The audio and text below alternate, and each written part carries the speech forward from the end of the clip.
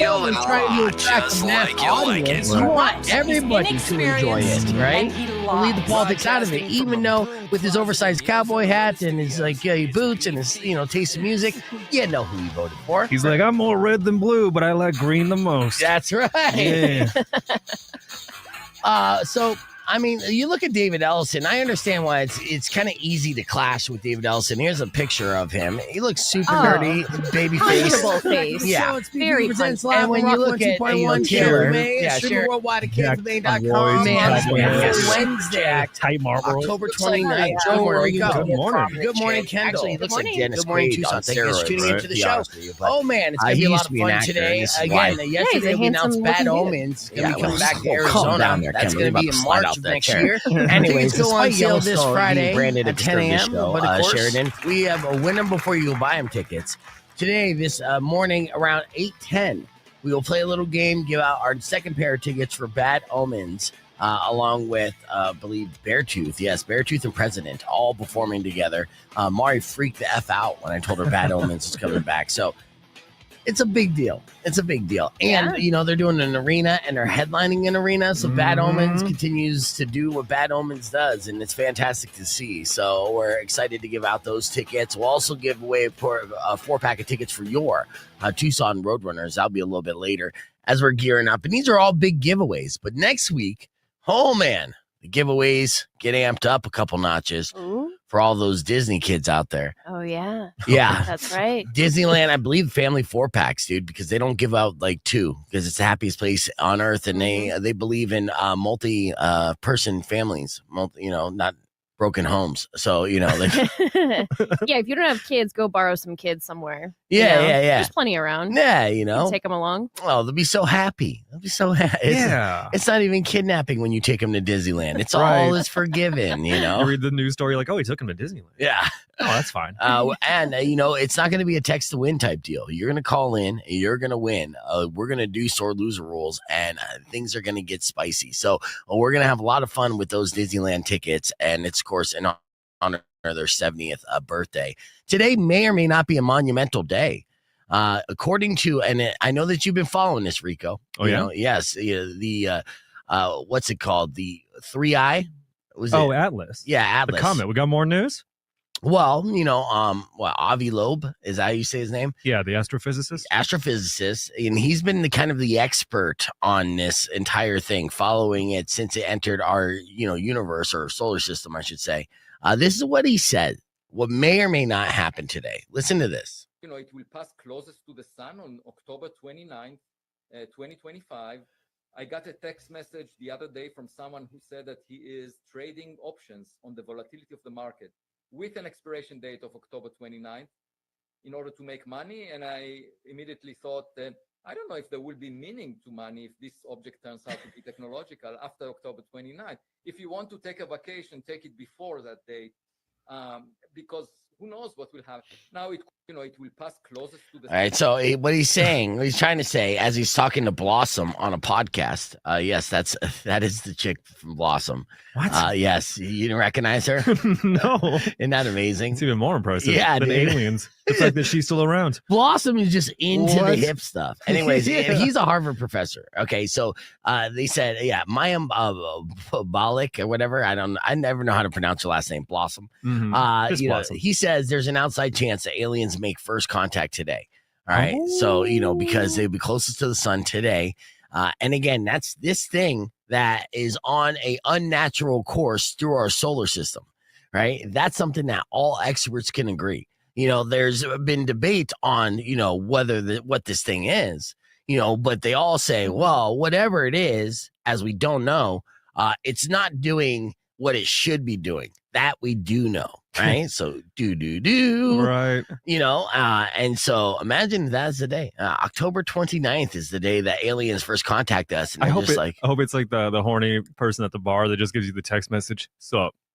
That's all the aliens say. You think that's what it would be? Just a sup? Sup. No, I feel like the aliens would be like, did you think about changing your cell phone provider? because we came here. Yeah. Corporate sponsored aliens. Yeah. We Great. came here. Verizon aliens. Yeah, Verizon aliens. Do you guys think you would take, like, if you got to meet this alien, are you going to take a peaceful approach, or are you going to immediately resort to violence and start just like shoot first, ask questions later, Kendall? Yeah. Okay. I think it's a young, naive thought to think there's only one alien and just one dude on a road trip. You know what I mean? I'm sure it's a whole like a crew. Like an army of aliens, if there is any aliens, if it's not just like drone like, because it could be just completely, You think they're sending like an intern, maybe like a probe? They're just like, all right, you're up.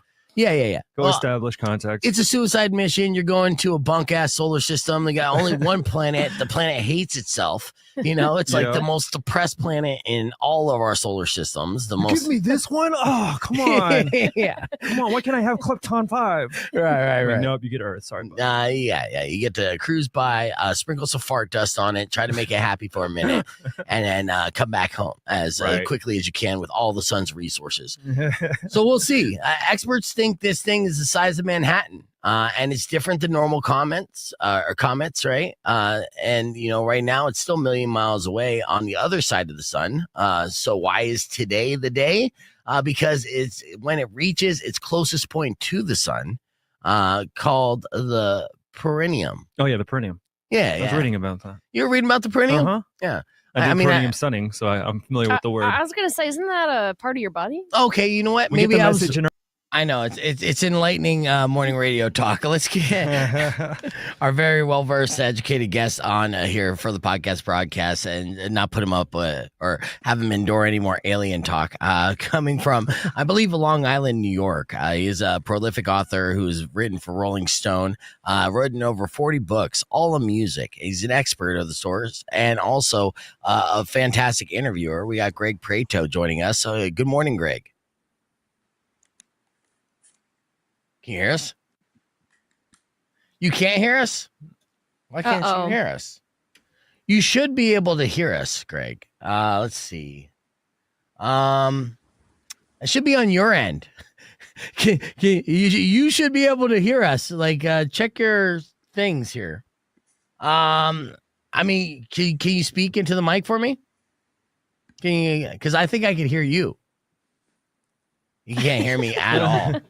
Oh, that's too bad. We're gonna have to write something down and hold up a sign. Yeah, we'll write it down and hold up a sign. Here, let's see. So you should be able to hear us here, right here. Here's a pen. Hold on 1 second, Greg. All right. Yeah, here. Okay.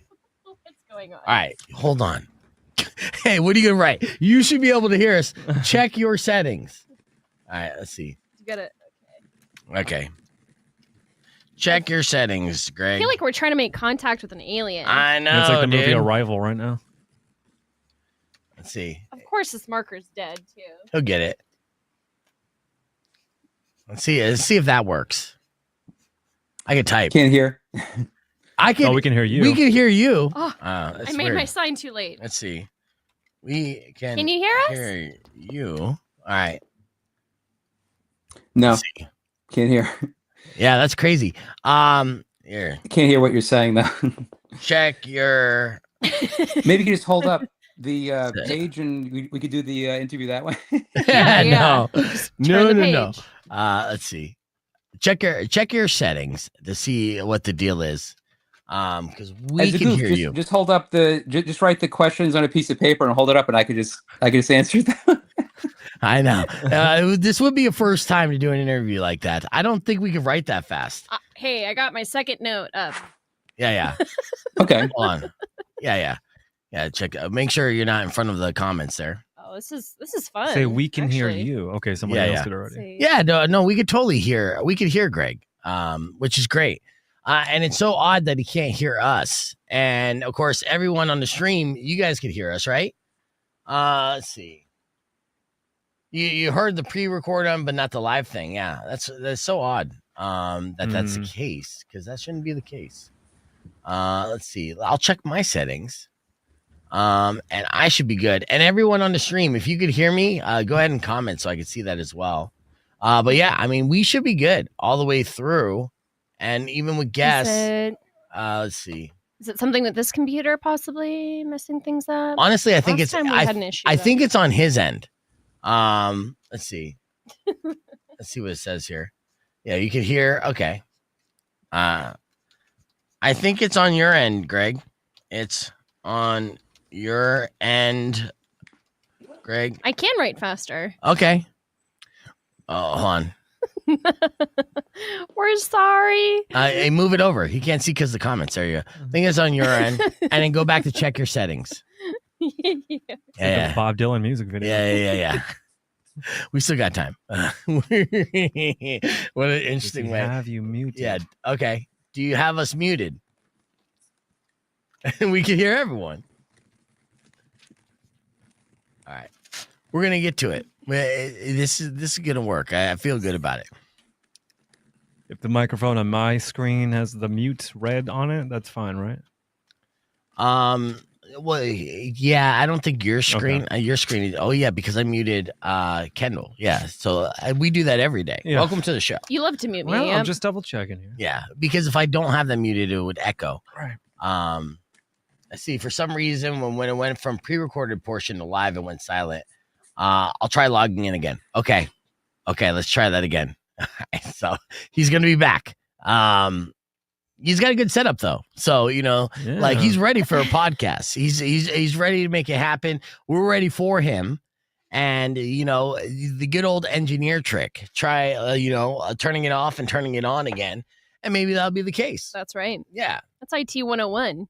For real. Who doesn't know that? Yeah, Carlos says, "Damn, Kendall looks good though." I mean, it is Thank you, sir. Halloween.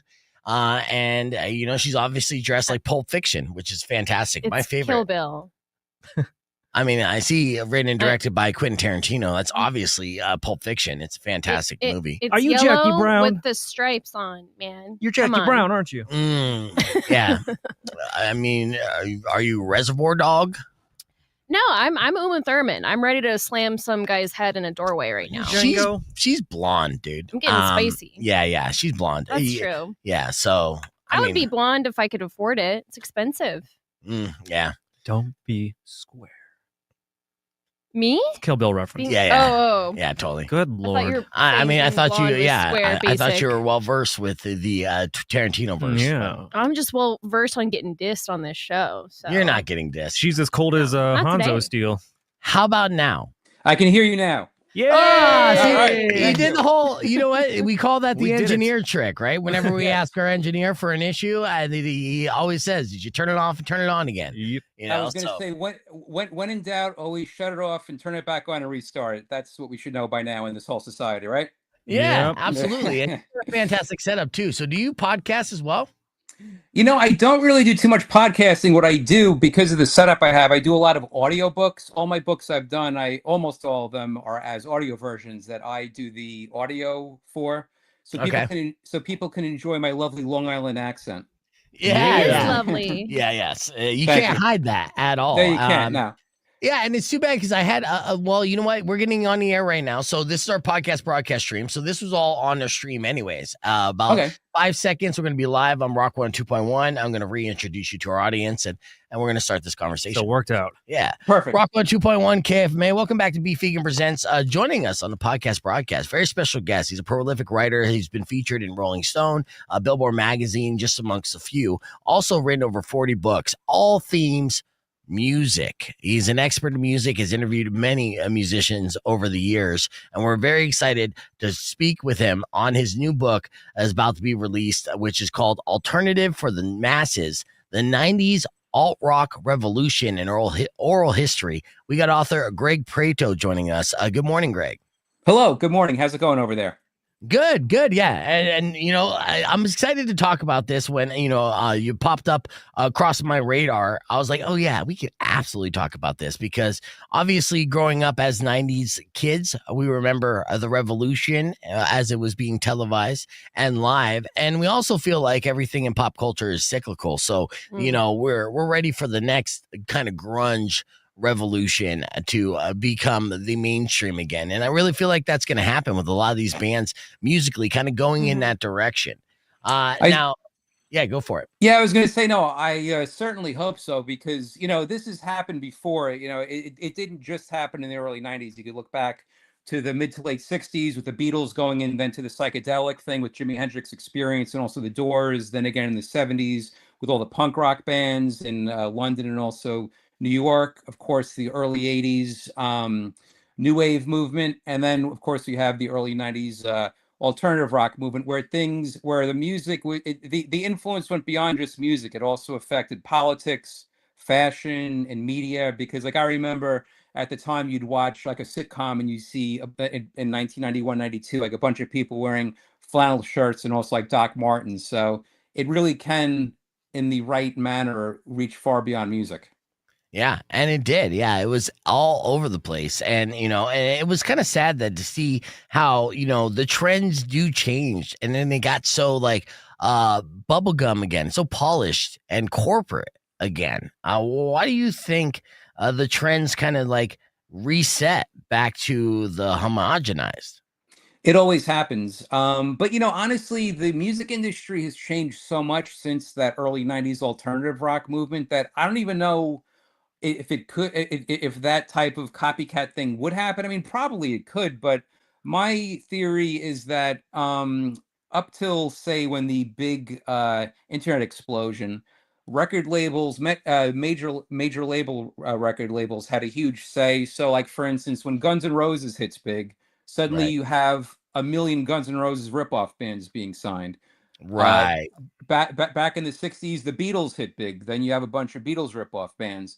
It's the same with and then of course early 90s, Nirvana and Pearl Jam hit it big. Then suddenly you have these bands that will have the music of Pearl Jam with a Kurt Cobain sounding singer over that, and all these weird things going on where it's just all about money. So they're thinking, well, we have Nirvana is very big, so now we're going to get rid of all the Warrants of the world and all the Poisons, and now let's get all these other bands in. Which then, sadly, what was so great about those early 90s bands, the first wave, was they were all unique. Like, for instance, Nirvana didn't sound like the Smashing Pumpkins.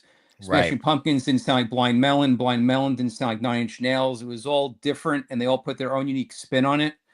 Then after a while, you just get major labels that they're just going to want to, make things just easier to sell as a product. And then you start getting these one-hit wonder type bands, and then it all winds up floating in the toilet. Yeah. Yeah, and so now with no labels, and the labels kind of like, obviously, I mean, there's still major labels, but not operating like they used to. It's really on to a band to break themselves and market themselves, and curate their own fan base. With that, then you believe there's going to be like a new wave of like authentic, unique voices and music then for the next wave. Yeah, I mean, why not? Just the only thing is we don't know when it will happen. We don't know what it's going to sound like. I know for a fact it will not sound like Kurt Cobain. It will not sound like Nirvana. It'll be totally different because, again, like I just said before, there was no way of telling before the Beatles came along what was popular. Then after the Beatles is completely different. The same with, like new wave, punk rock, all these different things, hardcore music, even all these things can really shift society and give a new way to look at things. And again, it reaches beyond just music, which I find fascinating. But it's going to take people that want that change and realize they don't want to sound like everybody else, that they have something to say, that they're fearless, that they want their message out there. And again, they just don't want to sound like everybody else. They want to put their own unique spin on things. Yeah, and I hope that's the case. It's weird though, because it could go either way. Because to go trending or viral, so to speak, sometimes you gotta, people are copying the trend as opposed to trying to set the trend. Because it may be easier to kind of hit your, tail wagon or whatever the saying is, right? Right. Well, I was going to say too. The thing too, which is so different now, is with the internet and with social media, the whole world is connected. Whereas back in the early 90s, where this book Alternative for the Masses kind of focuses on, we were not connected yet with the internet as fully. So me living in New York at the time, like I didn't know about all the Seattle bands, previous, like to, like in like the late 80s, like I had no idea there was a whole entire movement kind of bubbling there. Because it was a local scene, really. Right, exactly. And like I had no idea that over in England there was a movement, a subgenre called shoegaze. Like I had no idea in the late 80s that was going on. That then later on I find that out through bands like My Bloody Valentine and Lush. I suddenly discover that. So So that was also different at the time. Yeah, there's no British invasion or grunge invasion. It's just alien invasion from here on out, probably. You're just bringing it back to our show open. Now, obviously, music hit you like a tidal wave, or it was your passion. But at an early age, I'm assuming, because you dedicated your life's work documenting and talking about that. So when you were young in New York growing up, what were the bands that you found most influential for you? Well, as a youngster, Kiss is a gateway, I think, for almost everyone that was young in the late 70s. So Kiss was the first band. Then I got into Queen, Joan Jett. Then from there, a lot of the MTV bands like Men at Work I really loved. And then from there, from the mid to late 80s, I'm pretty much just heavy metal. That's all I'm about, is just heavy metal. I love Metallica, Iron Maiden, Kiss. I'm also going back and listening to Led Zeppelin, Jimi Hendrix, Mountain, all those bands. But then as the late 80s go on, me and I'm sure many, many other people were getting kind of sick of metal. Is really at that point either categorized as hair metal or thrash metal. And there's not very many bands that are doing anything that's daring or like experimenting. And then that's when I discover bands like Faith No More, Living Colour, Jane's Addiction, Primus, Smashing Pumpkins a few years later, that are doing unique things with hard rock and also heavy metal. And they're also bridging the gap from metal to what becomes alternative, early 90s alternative. So that's kind of how I wind up with early 90s alternative. And that's the style of music I really love the most, because I was lucky to be old enough to have gone to shows and buy the albums as they're coming out at that point in the early 90s. Yeah, now let's talk hipster bragging rights, right? So you're in the 90s, you're old enough, you're kind of connected. I'm assuming you're somewhat in the music scene, or at least writing about it.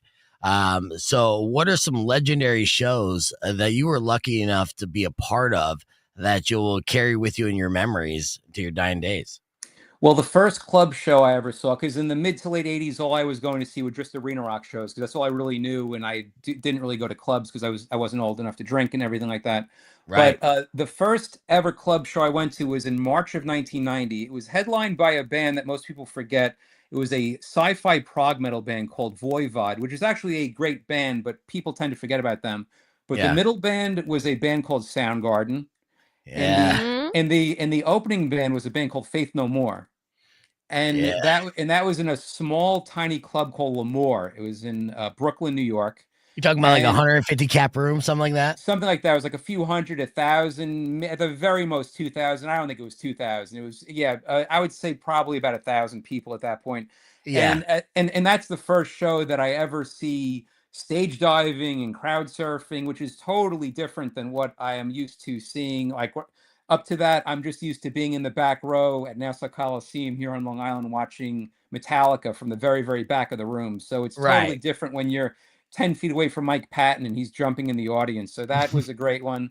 But then also I got to see Blind Melon in a little tiny room. And Shannon Hoon, to me, was one of the great singers and performers. And seeing him in such a small room before No Rain hit, that was a great, great experience. I also got to see Living Colour play at CBGB's. This was after they were huge and popular. This is after they were huge and popular, but they went back. A lot of famous bands went back to play in December of 1993 to celebrate CBGB's. So it was great to see Living Colour up that close and personal. So that was great. And also seeing Radiohead on the OK Computer tour was fantastic. That was at the Hammerstein Ballroom. Yeah. You guys came on the Hammerstein Ballroom, which is a legendary venue as well. But at that point, Radiohead obviously made their name for themselves, but that was just kind of peak Radiohead for sure. We have more that we're going to be talking with Greg Prato on the podcast broadcast. You can join us youtube.com/pfegan, and we'll be back after music from Seether. It's Rock 102.1 KFMA. Yeah, that's fantastic. So out of all those, I mean, seeing stage diving for your first time, and it's not a popular form of, going to a concert. I'm sure you never seen it, and you're in person seeing these musicians jump on stage. Are you freaking F out? And you're like, what do we do here? Honestly, that show wasn't as wild or as violent as some of the later shows I would go to. A lot of the shows I went to in Roseland, which was a much bigger venue here in the city, which has since closed down. But it was like a few thousand people, and I don't know what it was about that venue. People just acted like animals. They would just like try to hurt each other, and the thing too with crowd surfing that I hated so much is you'd be watching the show and you can't tell someone with big Doc Martin boots crowd surfing behind you, and they would kick you very hard in the back of the head. Right. So that was always a personal pleasure when that would happen. That was always a personal high point. Right. Like, damn it, not again. Because now this book, they call it an oral history. So you're basically interviewing a bunch of people who were there, lived it as well. But on the inside, you got people like Moby, Frank Black from the Pixies, Matt Pinfield, who I, personally really love. He was, an encyclopedia of music, especially during that time. And Butch Vig, of course, who produced Nevermind by Nirvana. Was it difficult to get all these people for this book? No, it wasn't that difficult because I've written for so long and I've written so many books that I have a pretty good relationship with a lot of PR people, publicists, but also nowadays though, with like websites and social media, it's easier than ever to find contacts for people. I mean, not maybe directly, but if you go to a band or artist's website, they usually have who their manager is, who their publicist is, so you can get in contact with them. And I would get in contact with them and explain who I was, the book I was doing, and that's how I got a lot of the interviews. Also, I've become friends with some of these artists as well, so I could just reach out directly to them. So it was a little bit of that. It was a little bit of me reaching out to people directly, and also me going through the proper channels and them gauging interest to see if the people I work with would also be interested. What about Fred Armisen? You got him featured in this book. Of course, he was a musician, obviously hilarious comedic actor as well. And he's got to be pretty insightful because he's so passionate about music, right? Yes, absolutely. Yeah, I interviewed him for a previous book. I forget which one it was, but I did still have his contact info. So I just reached out directly to him. I just told him the book I was doing, and he automatically was yes. He was like, yes, absolutely, because although he's best known as an actor and also as a comedy actor for things like Portlandia and also Saturday Night Live, not too many people know he actually played drums in an alternative band back in the 90s called Trenchmouth. Okay. A lot of people don't know. Did you ever see him live? Did you ever see Trenchmouth live? I never saw Trenchmouth live. No, in fact, to be honest with you, I did not really know that much about them until I did this book. That was what was so good about doing this book, Alternative for the Masses, was I was reintroduced to a lot of bands and artists I forgot about that I fell in love with all over again. And I was also introduced to a lot of bands that I was not that familiar with that I've since become huge, huge fans of. Right. Now, what did you learn that you didn't know about from writing this book about a subject, again, you're so well versed in? There was actually there were quite a few things I learned. One thing, I interviewed a gentleman by the name of Ian MacKaye, who is the singer of Fugazi, and he also is the head of Discord Records. And throughout the years, he would there was a rumor going around that Fugazi, at the height of alternative rock in like 1993, that Fugazi was offered $1 million deal from Ahmet Ertegun and also Atlantic Records personally, that Ahmet Ertegun personally to Ian MacKaye offered that. And there's been a rumor going around the years if that was true or not. And Ian MacKaye finally went on record if that was true or not. And he even added to the story that there was even another major label that was offering another similar megabuck deal. And he talks about if he turned it down or not and what the whole story was behind that. And then also, by doing a lot of research and listening to a lot of music, it was pretty uncanny. And I talk about this in the book, how many great singers there were that alternative rock spawned, especially early 90s alternative rock. If you think about Chris Cornell from Soundgarden, Mike Patton from Faith No More, Bjork, Tori Amos, Corey Glover from Living Colour, Jeff Buckley, Lane Staley from Alice in Chains, Shannon Hoon from Blind Melon, Mark Lanigan from Screaming Trees, Dolores O'Riordan from the Cranberries, of course, Kurt Cobain and Eddie Vedder, and even Tom York from the band Radiohead. All these singers, you hear just a little bit of them singing, you know exactly who it was, and they all had these unique voices, and no one was sounding the same. They all had very, very unique, special voices. Right. Yeah. Well, let me ask you this then. And this is a spin on the Mount Rushmore question, right? But you're a New York guy. So put your starting lineup of the Knicks, your favorite local lead vocalist. Who would you put as your top 5 lead vocalists in the 90s era, period? Probably go with Mike Patton at the top because he was the most versatile. He could sing just about anything. So I got to put him towards the top. And rap, technically, right? Right. Yeah. Well, there's a great, most people think of Faith No More strictly as the song Epic, but there was a lot more to them. And that's what I talk about in this book. They put out an album in 1992 called Angel Dust.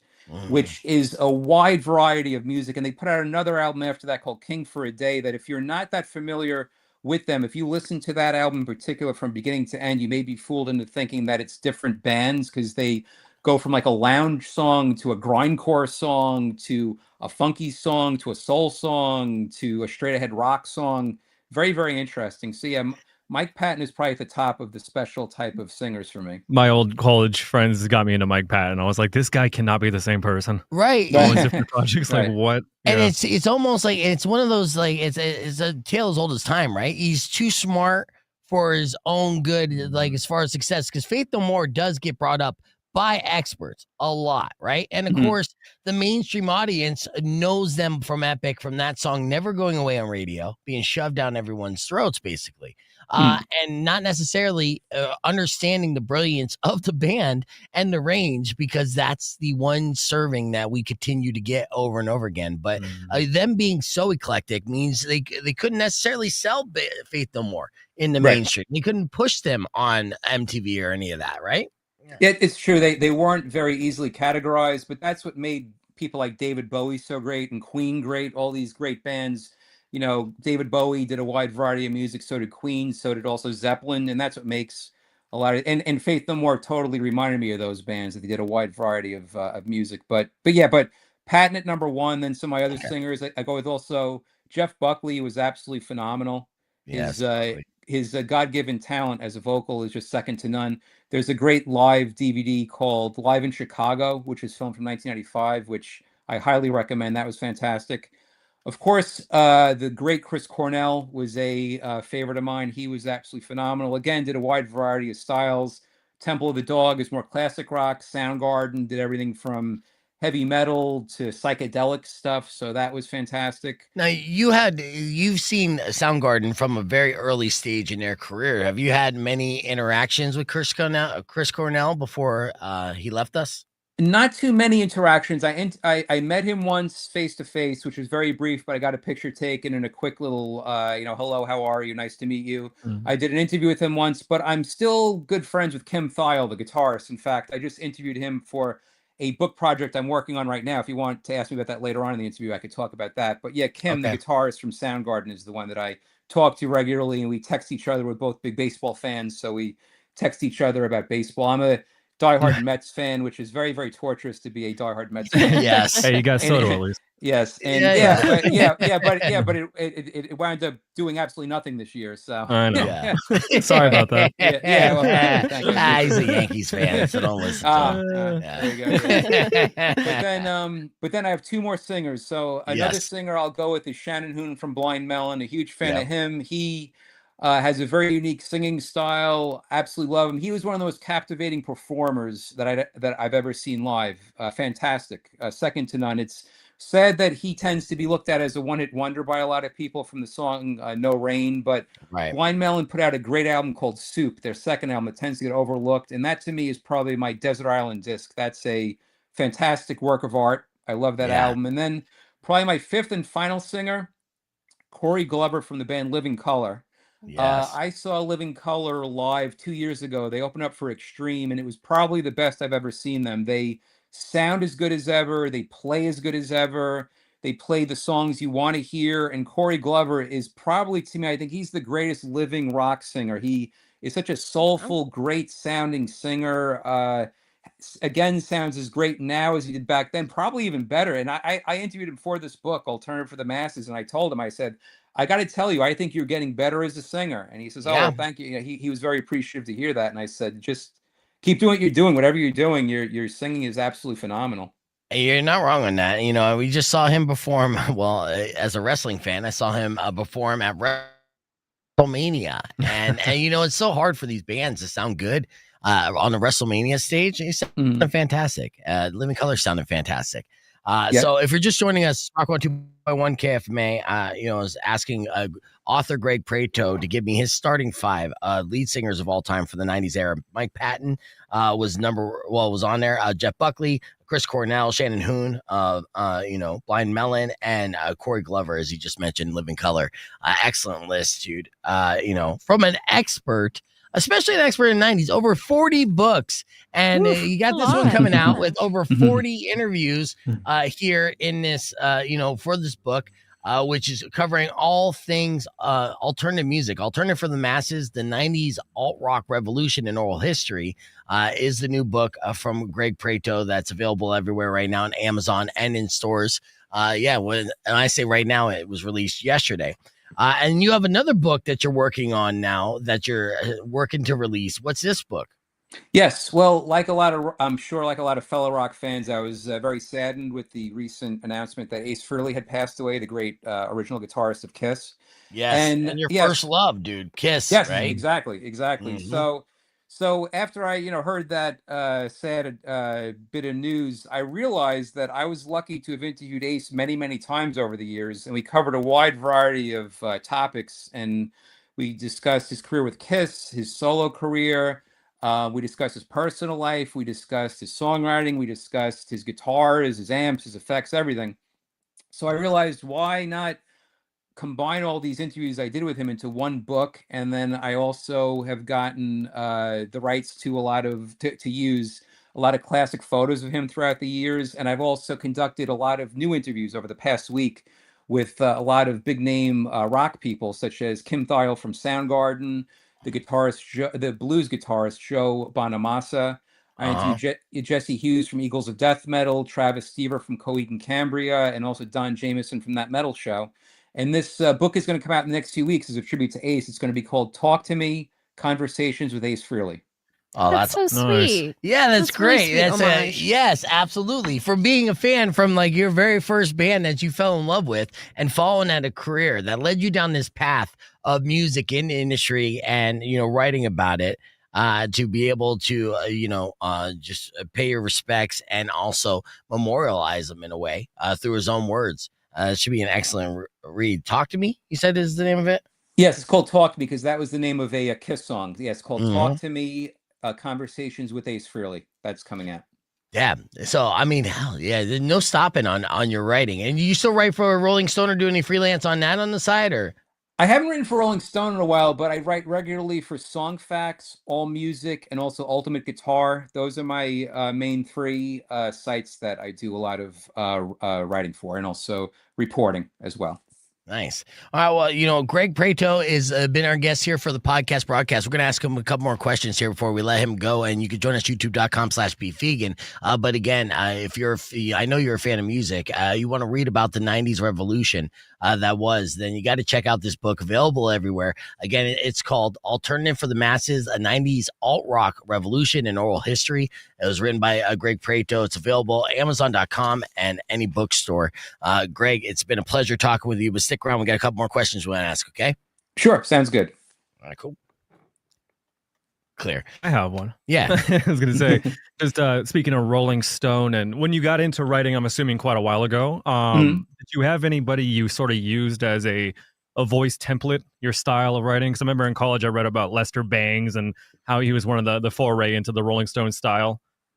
Did you have anybody in particular, or you just kind of organically found your voice through these interviews?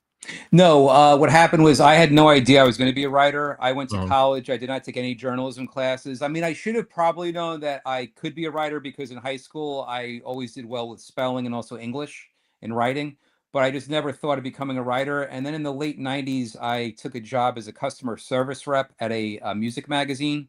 Nice. And I realized how easy it was to be a writer. So what I did is so at that point, it's like at that point, it was right when the great internet boom and all the websites and things like that. So I reached out to websites, music sites. I happened to be at the right place at the right time because the website All Music, which was a very popular site, I just called them one day and I was like, "I'm a writer. Can I write for you?" And like, "Yeah, you could. We could try you out." And I started writing for them. And that's how I started doing that. But as far as a writer, there's a book that came out many years ago called Please Kill Me, which was an oral history of the New York City like the early punk bands. And not even New York, I take that back. It starts with even like the Stooges and the MC5 and then goes through all the great New York bands like the Ramones and Blondie, the Dead Boys and all those bands. And that's a writer, his name is Legs McNeil, and a second author named Gillian McCain, I think is her name. And that was the first book I ever read that was set in the oral history format. And that's what this book, Alternative for the Masses, is set Nice. as an oral history, meaning that there is a subject such as like 120 Minutes, which was the name of a popular MTV show that would play. Yeah, exactly. Mm-hmm. So there's the 120 Minutes chapter, and it's just me with a paragraph explaining what the chapter is about. But then from that point on, it's just all quotes from people I interviewed. So you're getting the story straight from the horse's mouth. So that book, Please Kill Me, was definitely a big influence on my writing, and also the books, a lot of the books I've done as well. There you go. Yeah, and Patrick asked on the stream, is it available through Spotify audiobooks? You know, I don't know, because this book is through a publisher. I do books self-published, and I also do, like, for instance, the book about Ace Frehley, that's going to be a self-published book. Yeah. This book, Alternative for the Masses, is through a publisher called Motorsports. So I don't know if they have it set up with Spotify. I do know that it's available as hardcover, Kindle, and also audio version. That much I do know. But yeah, I don't know about Spotify. But yeah, I was going to say, if you have any more questions from some of the users, I always love answering some questions from some of the comments. I've been seeing these pop up. Well, look at not only that, they're answering questions too. The book is audible, so there you go. So you got that right there. I want to ask, piggyback on that question. Is it your lovely New York accent reading the book, or is it someone else reading the audiobook? So far, it's only been my my lovely Long Island accent doing good. The whole idea. Good. In fact, what you see me right now, this is my office in my home. This is where I do the audio version. I use this mic, these headphones, and also this shirt. I always wear this shirt. No, but this is the actual studio, the quote unquote studio that I do all the audio books of my books. Yep, this is it. That's cool. Yeah, that's I was thinking, how cool would it be? Because I know that when you're doing all these interviews, you're probably recording these interviews, right? So that way, then you could go back to them and things like that, and write and take your notes to include clips of said interviews in an audiobook version when you were doing a quote or something.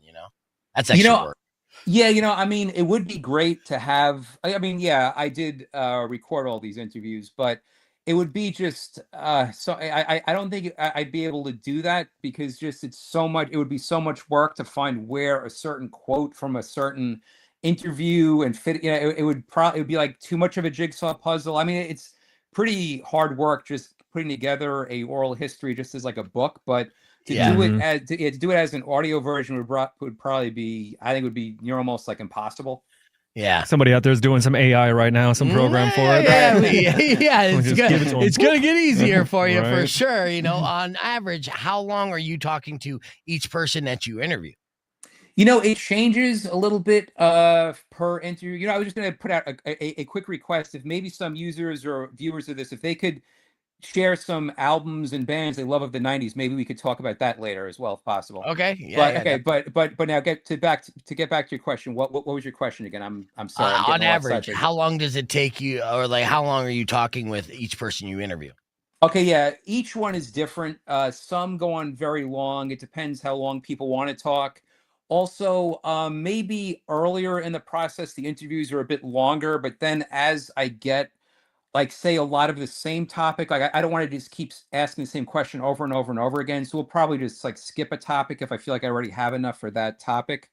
So each person I spoke to is probably different for how long those interviews last. Nice. And you see this right here. David already bought your book, so you got one down. He said he bought the book on Audible, and he's reading it. It's about 13 hours. So nice. Yeah. So to include all the audio within 13 hours, and it probably make it even longer, right? You're talking basically recording. But you know what though? I mean, you could do it. You wrote 40 books. Like, you're not somebody who doesn't work and doesn't know how to work hard. You seem like a guy that, when you have an idea and a project in mind, you grind it out until you get that done. I mean, you're about to bang out another book with Ace Frehley here in just a couple weeks. So, maybe you put the idea in my head that the goal is to one day have an oral history with the quotes from the actual people as the audio version. Yeah, because as you set it up as a writer, because I could already see it, and that's what I do. I'm an idea man. I throw out ideas and be like, okay, now do that. It's gonna be great for you. Good luck with that. I'm gonna go back to not doing anything, but the idea, you know where you got from. But I was gonna ask too. I was ask quickly, what if I do as an oral history the story of beef vegan? I got an interesting story, Greg. I mean, honestly, it's because I started my journey much like Wayne's World, doing a show for free out of my house for about like 9 years, building up an underground audience before I was accepted into quote unquote real radio. And cool. and then I got some stories, you know, I just want to say I have to give you all a very nice compliment that I love when these interviews on radios or podcasts where it's not people doing a lot of like zany, goofy bits and stuff. I like that this is just like a natural conversation with all of you. So I give you very, very big thumbs up. I appreciate that. This is right up our alley too. We love this. Well, that's the thing. I mean, I was excited to talk to you, especially, reading your pedigree, because I'm like, let's talk music, and this is music we love and grew up on. And obviously with our station, nostalgia is obviously big, and 90s is never necessarily went away, but, is experienced a resurgence. And so are actually the bands in the early aughts now are experiencing a resurgence of popularity, talking about like new metal and things like that.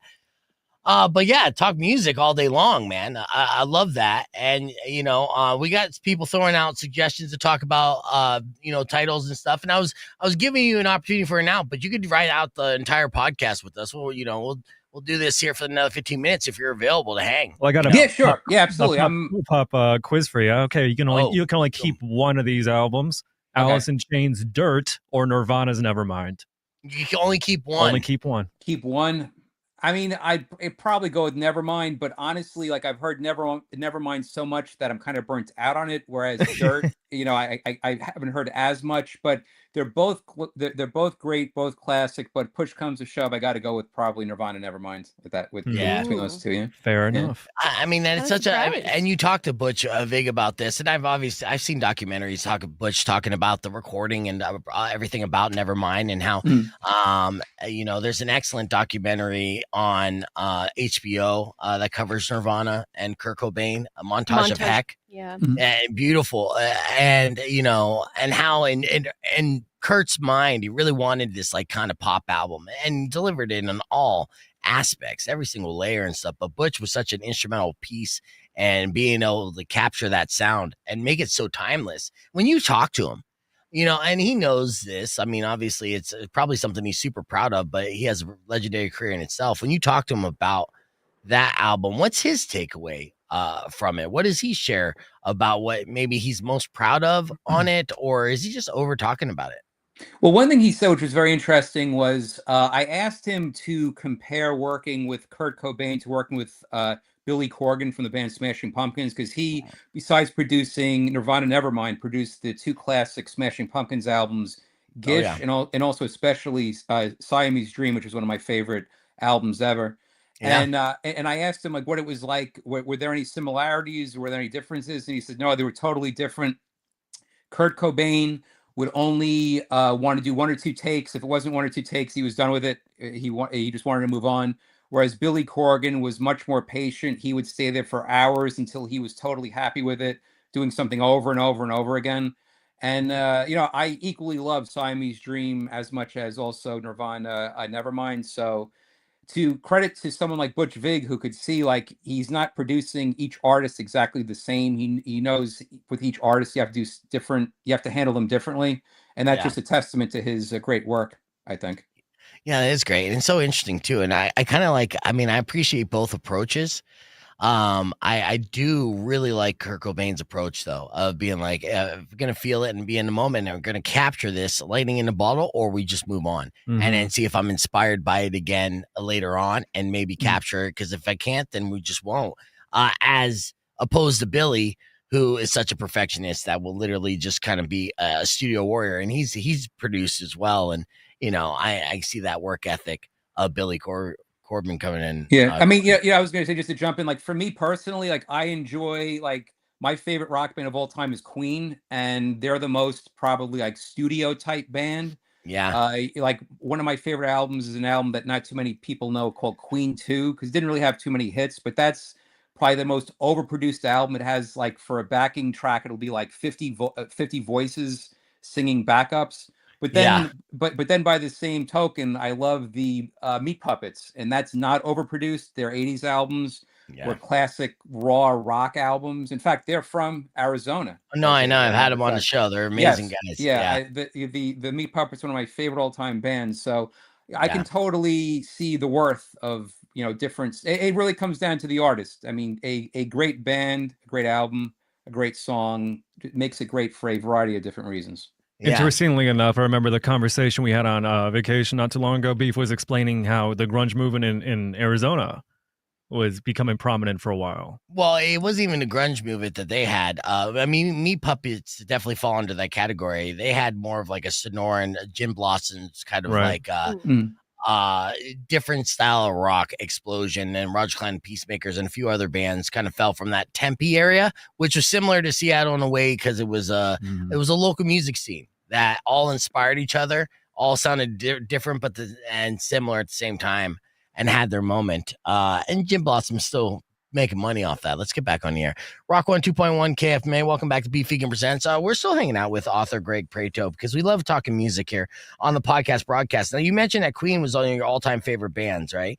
Did you like the Queen movie? Because I was a little mad at the Queen biopic, that was released. What did you think of the Queen biopic?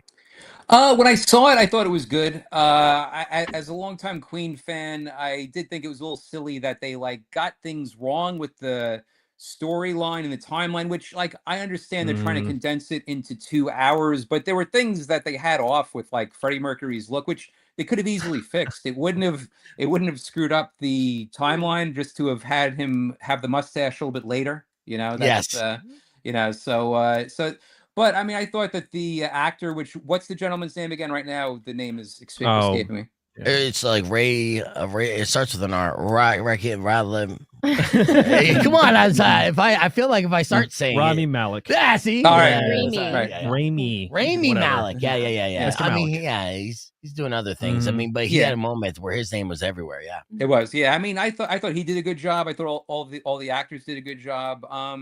It was kind of I don't know, the whole thing, the ending is the big triumph of them at Live Aid. It's all right, that was, I mean, there's no doubt that was one of the greatest rock performances ever with Queen. But I mean, to end with that was a little, I wouldn't say anticlimactic, but a little weird to end it there, But but again, it's also Hollywood, so you have to have a nice, neat ending right there, But no, I mean, I liked it. I like the fact that it introduced Queen to a whole new generation of people because, again, Freddie Mercury was a second to none talent.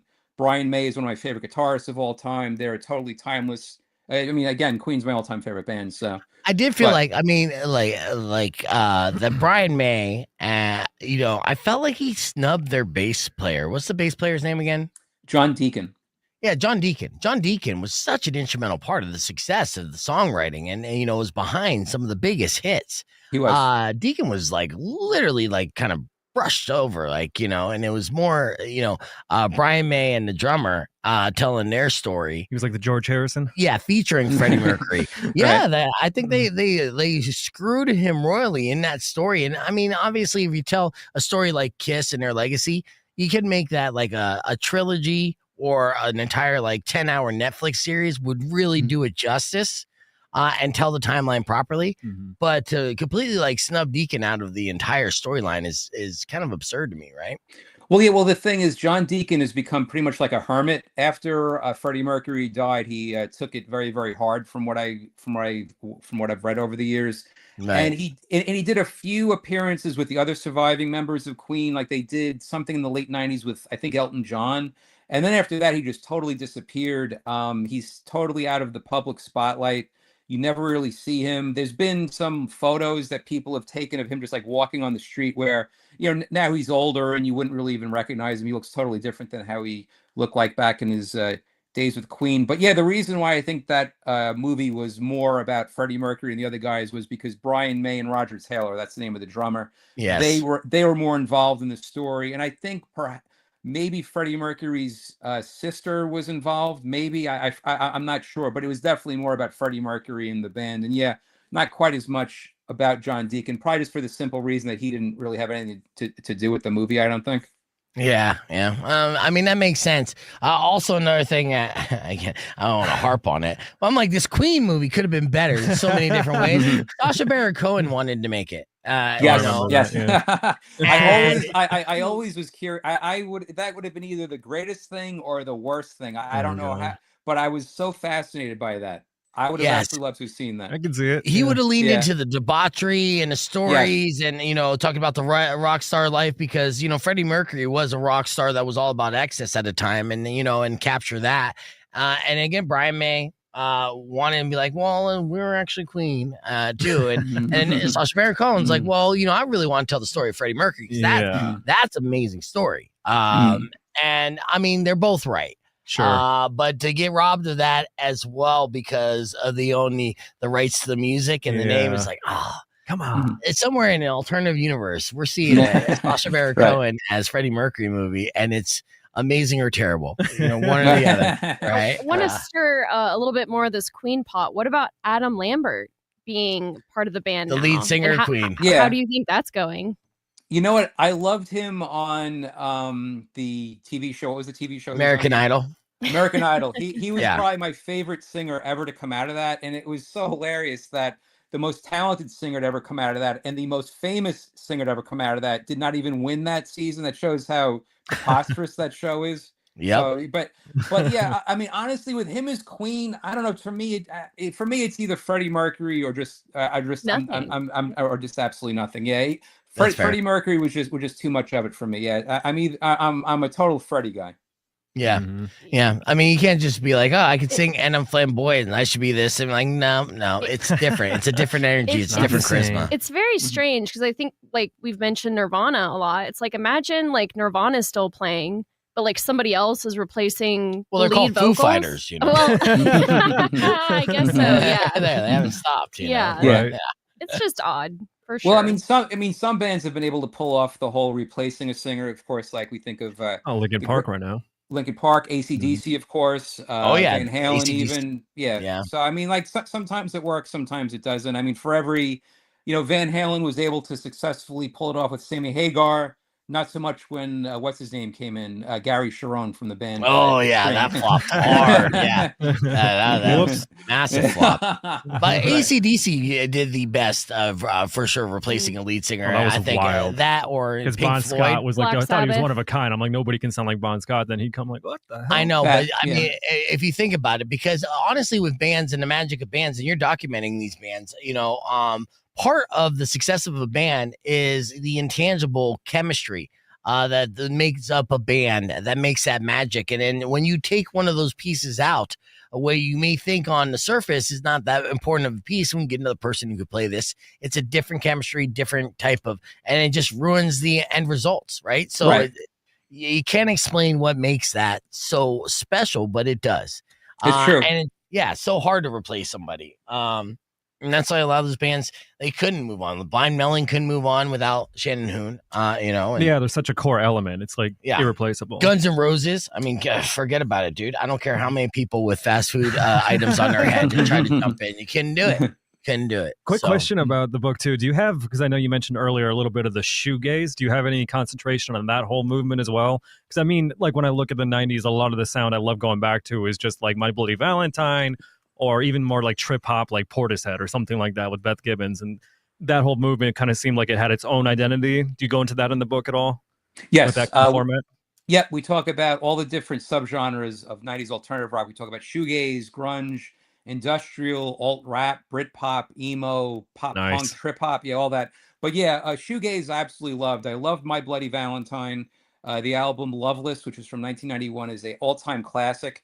And then also, I think I mentioned before, by doing this book, Alternative for the Masses, which was really cool by doing it, is I got reintroduced to bands that I may have forgotten about or hadn't listened to in a very long time. Mm-hmm. And one such band was a shoegaze band by the name of Lush, who were on they were on Lollapalooza in 1992, and they put out a great album that tends to be overlooked in 1994, an album called Split, which was absolutely great. And that's an album I loved at the time. I kind of forgot about over the years. And then I interviewed the singer for this book. And by doing that interview, I went back and listened to it and got blown away again. So Lush and also My Bloody Valentine are my two favorite shoegaze bands. Nice. Excellent. It just reminds you too, going back down this 90s rabbit hole about how many different genres. I mean, not only were born in that era, but were just all over the map during those 10 years. It was a beautiful time. It's just insane. It really was. Hip hop, shoegaze, alternative rock, grunt. It's just Would insane. you be biased to say the 90s was the best decade for music in general? Well, for me, I listen to all eras and also all different genres. The reason why I probably would say personally 90s alternative rock is because I was old enough to be experiencing it in actual real time. Like, I remember what I was doing the moment I found out that Kurt Cobain died. Right. I remember the minute I found out that sadly Shannon Hoon died. I remember going down to the record store and buying Super Unknown by Soundgarden the day it came out. I remember going to see Radiohead a month or two after they put out the OK Computer album and seeing them on that tour. So I mean, again, we talked about Queen. Queen is my all-time favorite band, but I was too young to have bought A Night at the Opera the day it came out. Right. I was, too young to have gone to see them play Madison Square Garden in 1980. Whereas, Soundgarden, I saw them on the Super Unknown tour. I saw them on the Bad Motorfinger tour. I saw Pearl Jam on the 10 tour. I saw Blind Melon on their first tour.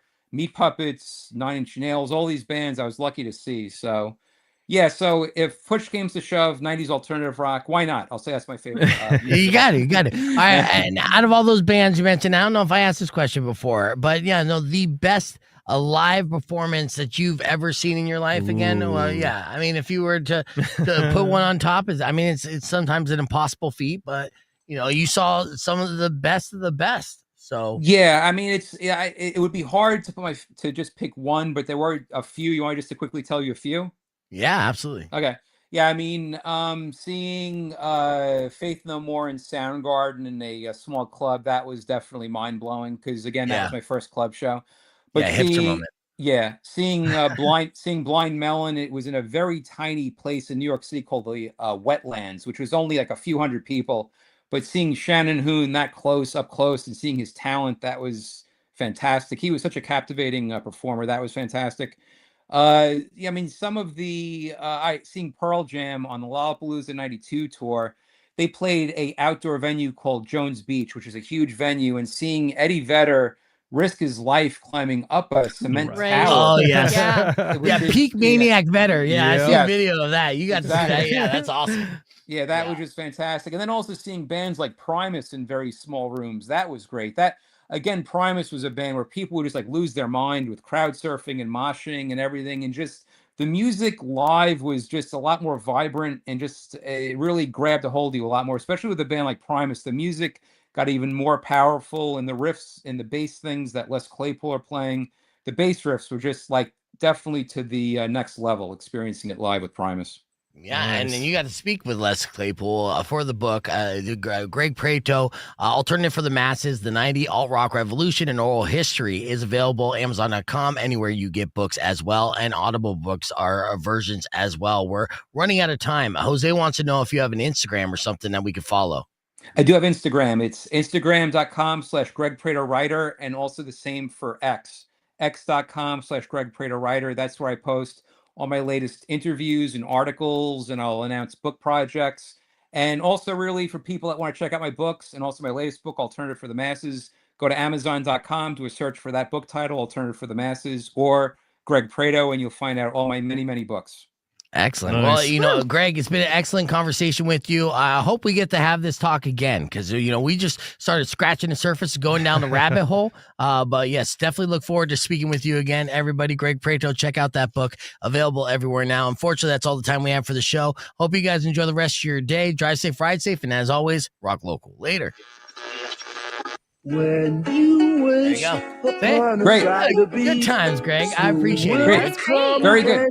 Yes. Yeah. We'll talk again soon, okay? I'll make sure I send Alan all that stuff. Okay, great. Thank you for having me on. I appreciate it. I will knock out all your teeth. Thanks, guys.